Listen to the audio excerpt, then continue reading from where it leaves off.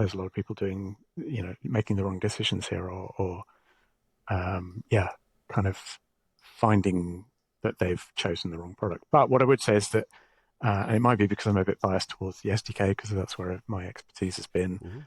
But I do, so it kind of goes back to the earlier point about whether you should choose Connect or you should choose the SDK. And I think sometimes people try to fight with the off-the-shelf software and the parameters of that, the kind of limitations. I wouldn't really call them limitations, but they're trying to fit it into an SDK-shaped hole. And actually, they've probably spent more time trying to solve those problems, and we've helped them as well, trying to solve those problems, trying to fit that into the use case that could have been better spent building a very much more custom solution that would suit them 100% down to the ground.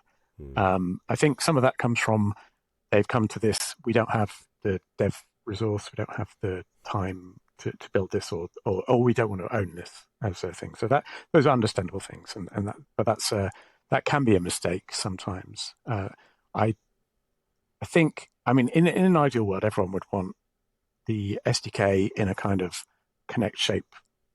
So it's it does exactly what we want. We can just slot it in, and it's ready to go. But from what I've seen, it's more common that people will try to stick with the off-the-shelf thing, and would actually have benefited from taking a step back and looking at the SDK. But I think overall, the process, especially with the SDK projects and the SDK customers, it's typically a very carefully considered process on the part of the customer. I don't think we have very many people who go, oh, there's an SDK, I'll download that and give it a go and buy it immediately. It's usually a fairly long process just to think, is this going to fit with us? Do we like these guys? Because they're coming up with ideas, they're doing due diligence, they're probably thinking about some of those things like the security reviews that we've published. And they're allocating developer time potentially.